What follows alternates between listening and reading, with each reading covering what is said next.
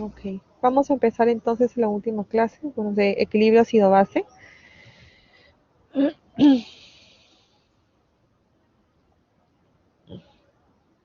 Bien, la regulación del pH a nivel celular, ¿ok? Es necesaria obviamente para la supervivencia y los ácidos y bases están continuamente en la sangre procedentes de la dieta, del metabolismo y de los medicamentos, ¿ok? El metabolismo que se genera a nivel del cuerpo, de la sangre, ¿ok? O de las células, perdón, genera iones de hidrógeno, ¿ok? Y la concentración de estos iones va a influir casi en todos los sistemas enzimáticos del organismo. Desde el punto de vista fisiológico, un ácido es una sustancia que cede un hidrógeno, ¿no? Por ejemplo, el ácido clorhídrico o el ácido carbónico, ¿ok? Y una base, en cambio, es el que recibe un hidrógeno, ¿ok? O libera un OH, ¿ok? Por ejemplo, en caso de proteínas o del bicarbonato. La acidez de una solución está determinada por su concentración de hidrogeniones. Mientras más hidrogeniones tenga, más acidemia tiene, ¿ok? Y se va a expresar en pH. Estos ácidos y bases pueden ser fuertes o pueden ser débiles. Los ácidos y bases fuertes se disocian completamente en una solución, ¿ok? Por ejemplo, el ácido clorhídrico o el NaOH. En cambio, los débiles se disocia solo parcialmente, ¿ok? El ácido láctico o el ácido carbónico.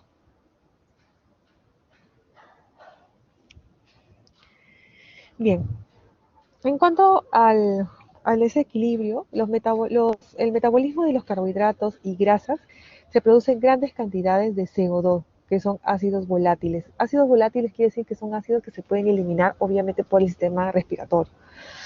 ¿Ok? Este CO2 normalmente se elimina por los pulmones. Y las proteínas, en cambio, producen ácidos no volátiles, es decir, que tienen que eliminarse por otro organismo, no los pulmones, sino por el riñón. Entonces, ácidos tenemos ácidos y ácidos volátiles, no volátiles, débiles y fuertes. ¿Okay? Estos ácidos no volátiles, por ejemplo, el ácido clorhídrico, el sulfúrico, el fosfórico, el ácido láctico, ¿ok? Son tamponados por el bicarbonato y luego excretados por la orina. Lo primero es que actúa el bicarbonato para taponarlos hasta que el riñón puede hacer la función y eliminarla completamente. ¿Cuál es el valor normal del pH, es decir, de la cantidad de hidrogeniones? Sabemos de que el pH intracelular es de 7.4, el pH sanguíneo es de 7.35 a 7.45 y puede ser tolerada una fluctuación de pH entre 6.8 a 7.8.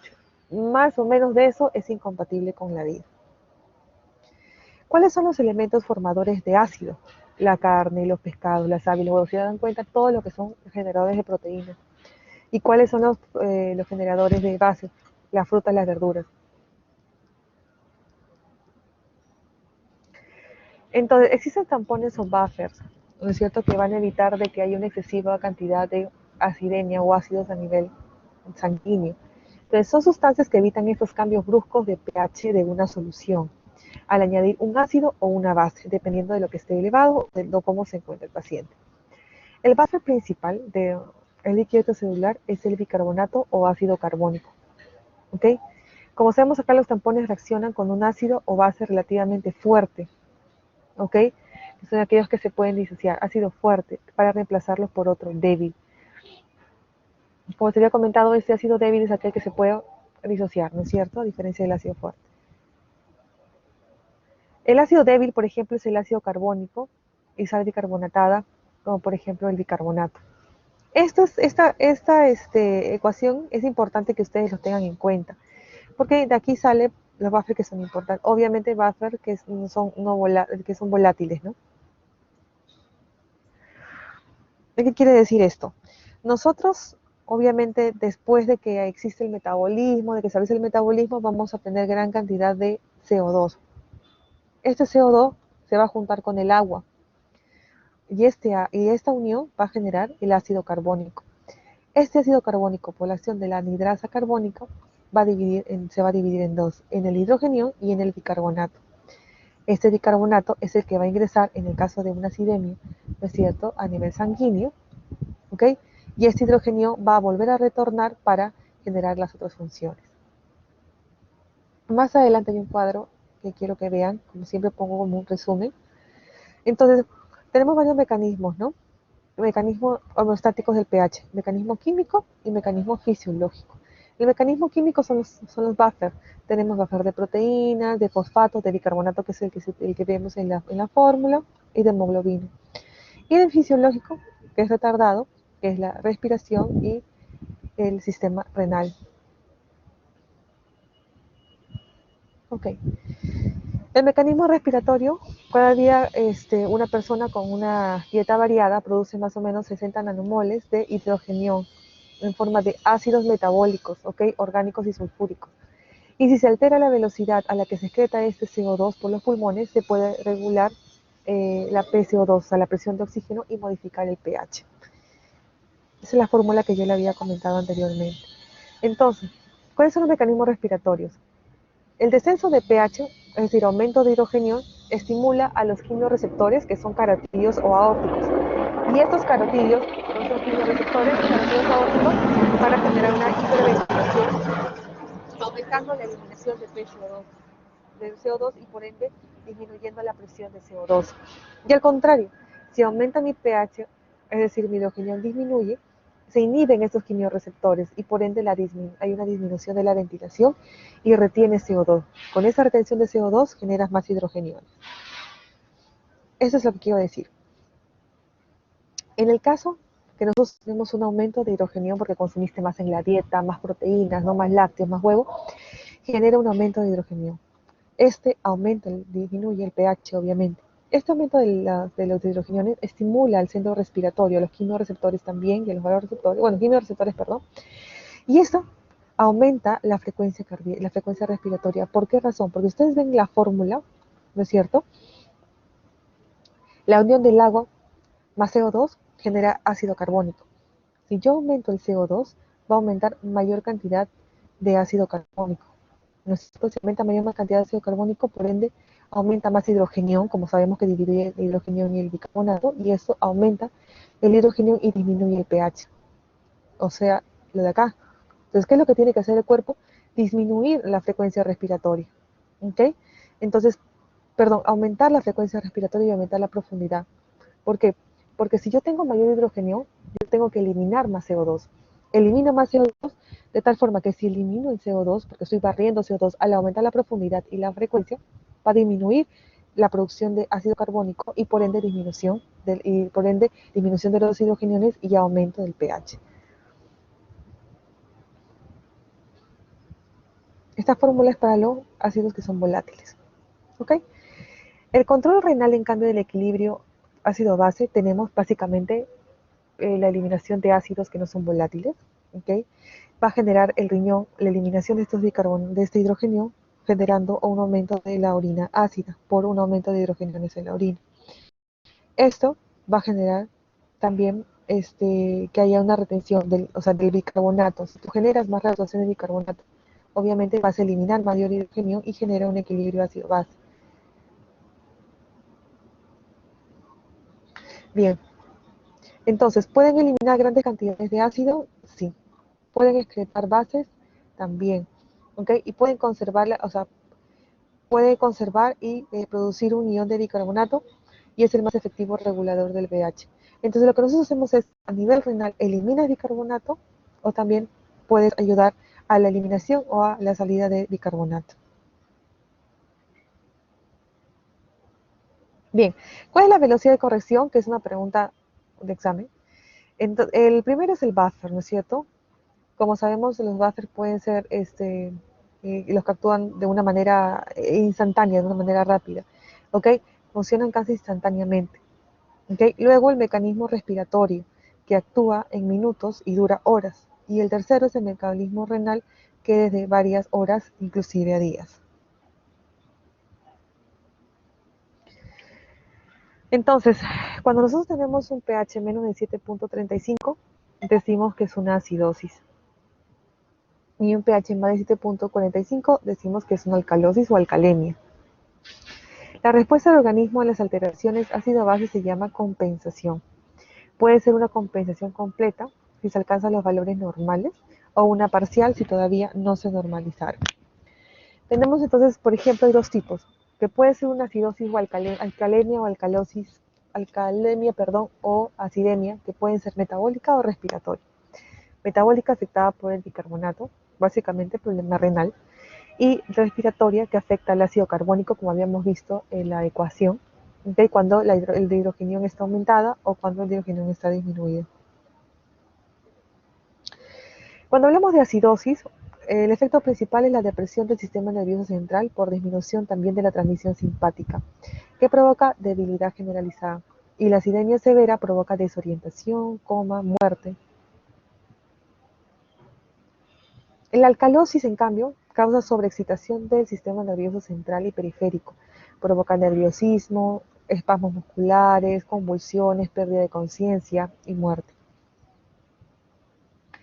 En una acidosis respiratoria hay un exceso de ácido carbónico, como habíamos comentado. ¿Recuerdan? Cuando hay una acidosis, aumenta los hidrogenios, mayor formación de ácido carbónico, la anidasa carbónica y mayor formación de hidrogeniones y PCO2. Entonces, hay un exceso de los niveles de CO2, como habíamos comentado, ¿no es cierto? Por encima de 45. Bien, los amortiguadores sanguíneos, celulares y riñón, bueno, eliminan el ion hidrógeno, ¿ok? Y retienen también ion bicarbonato para mejorar la acidez.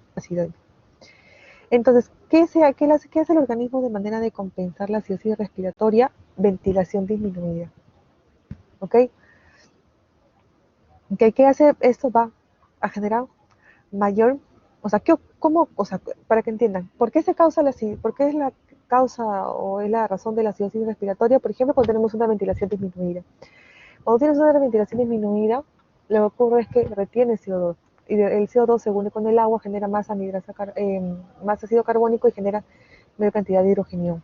¿No es cierto? Las causas, por ejemplo, pacientes que vienen a la emergencia con sobredosis de sedantes, pacientes con broncoespasmos, con vías respiratorias obstruidas, con un EPOC, por ejemplo. ¿Ok? En cambio, en una alcalosis respiratoria hay un déficit de ácido carbónico, ¿no es cierto? Un PCO2, por ejemplo, menor de 35. ¿Ok? Hay una hipocapnia. Hay un desequilibrio ácido-base, es mucho más frecuente que todos los desequilibrios y la causa primaria de hiperventilación. Es aquel paciente que llora, por ejemplo, y llora y hiperventila, ¿no? Disminuye la frecuencia respiratoria y tiende a retener más. Por llorar, por estar estresados y empiezan a barrer CO2. Esa disminución del CO2, ¿okay? Genera una disminución a la vez de la anhidrosa carbónica y también menor cantidad de hidrógeno. ¿Okay? Entonces, condiciones que van a estimular al centro respiratorio, la falta de oxígeno en zonas altas, enfermedades pulmonares, por ejemplo, la ansiedad aguda, la fiebre, la anemia, la intoxicación por salicilatos y la cirrosis. Esto van a estimular al centro respiratorio y va a hacer que el paciente pues tenga aumento de frecuencia respiratoria. ¿Y cuál es la compensación de la alcalosis respiratoria? Los buffers, ¿no es cierto? Amortiguación rápida con hidrogeniones liberados para disminuir el bicarbonato, porque tengo que disminuir el bicarbonato para que aumente mi hidrogenión. ¿Ok? Conservación del hidrogenión, no elimino hidrogeniones y excreción de mi bicarbonato. ¿Cuál es el tratamiento? Siempre, por favor, importante tratar la causa esencial. Si tengo un paciente con cetoacidosis diabética y tiene acidosis metabólica, mejorar la acidosis diabética. Si tengo un paciente con intoxicación por salicilatos, mejorar esa intoxicación. O sea, siempre se mejora la causa. ¿Okay? Y en el caso de una alcalosis, se tiene el paciente, pues tratar de que se ponga una bolsa para que pueda retener más cantidad de CO2. Entonces, en una alcalosis respiratoria, como habíamos comentado, hay una pérdida pulmonar excesiva de CO2 por una hiperventilación, también puede ser por una falla hepática o intoxicación por salicilatos también. Ahora, esa es la parte respiratoria. Cuando hablamos de una acidosis metabólica, decimos de que es por déficit de bicarbonato. Las concentraciones sanguíneas de bicarbonato por menos de 22. Las causas, la pérdida de bicarbonato por diarrea, acumulación de ácido, sino también, y un fallo renal, ¿no es cierto?, para excretar ese hidrogenio, una injuria renal aguda o una enfermedad renal crónica. ¿Cuál es la compensación de esta acidosis metabólica? Siempre la compensación metabólica se compensa por la compensación respiratoria por compensación metabólica, o decir, compensación renal. Entonces, si yo tengo mi problema renal, ¿no es cierto?, aumento mi ventilación. ¿Para qué? Para que pueda eliminar ese PCO2, este CO2 y por ende eliminar también los hidrogeniones. ¿Okay? O también puedo excretar hidrogeniones a nivel renal, si es posible, o un intercambio de potasio con el hidrogenión en el líquido extracelular, ¿cierto? Todo eso es lo que hago. ¿Por qué? Porque en una acidosis lo que tengo es un aumento de hidrogeniones. Entonces, si aumentan mis hidrogeniones, tengo que ver la manera como eliminar. O elimino más hidrogenión o aumento mi bicarbonato, de esas dos formas. Y siempre la compensación metabólica se va a compensar por vía renal y viceversa, ¿no?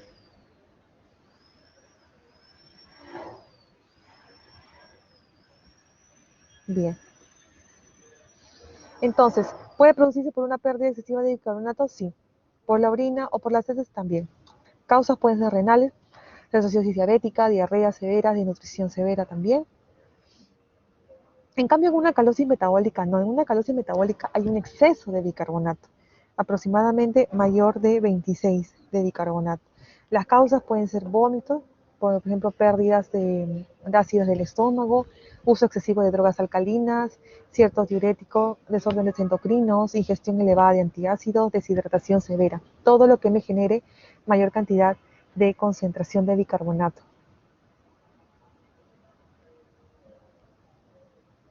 Bien, la calosis ocurre normalmente cuando hay una alteración renal por los riñones, obviamente cuando hablamos de algo metabólico, y se puede, por lo que los riñones mismos pueden solucionar este problema. Esta compensación respiratoria se hace a través de la supresión de la respiración para retener CO2. Si yo tengo mayor cantidad de bicarbonato, si yo tengo menor cantidad de bicarbonato, perdón, en una calosis metabólica yo tengo un exceso de bicarbonato. Entonces lo que tengo que hacer es aumentar mi hidrogenio para que mi bicarbonato baje.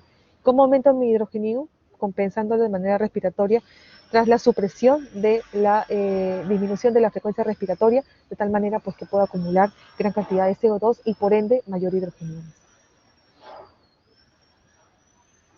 Entonces se produce ¿por qué? Porque hay una pérdida excesiva de hidrogenio, vómitos prolongados, por ejemplo, o un aumento de bicarbonato en el líquido extracelular, por ejemplo, aumento de la reabsorción renal de bicarbonato y administración, por ejemplo, de diuréticos o hiperaldosteronismo, ¿no?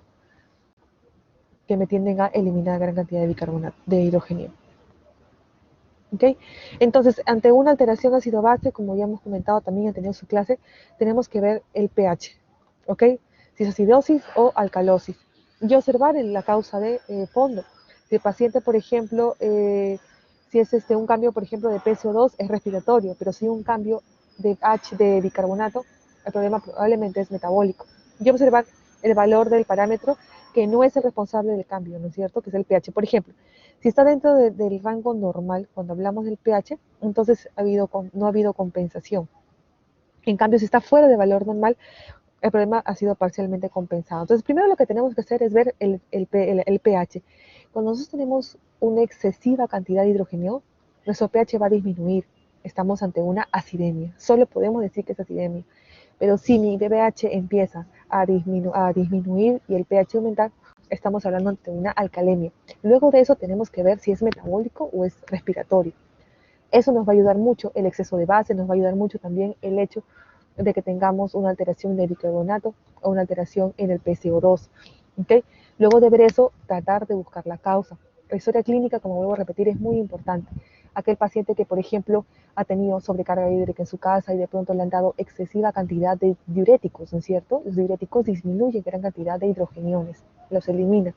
Y al eliminar esa cantidad de hidrogenio, nosotros sabemos que el hidrogenio es importante porque va a ayudar a la generación al final de ácido carbónico.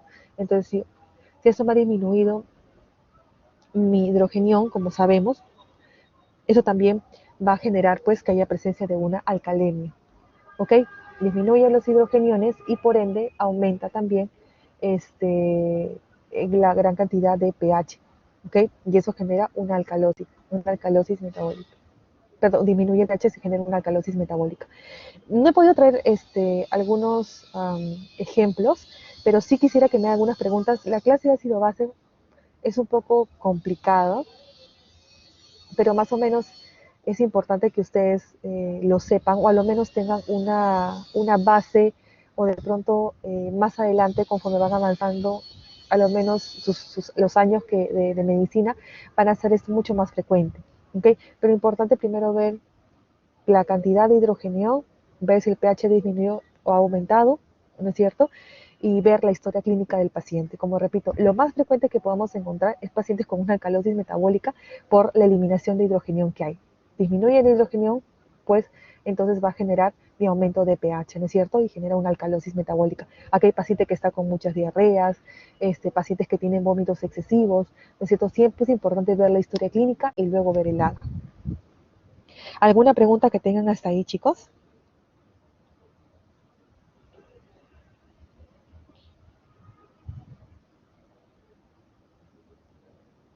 ¿Alguna pregunta?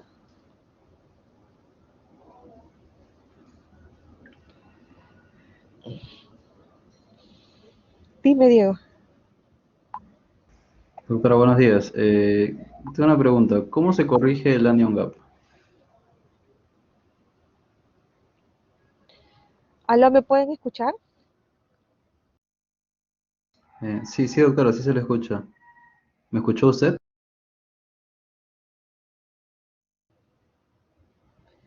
No los escucho. Ay, Dios mío. ¿Me escuchan?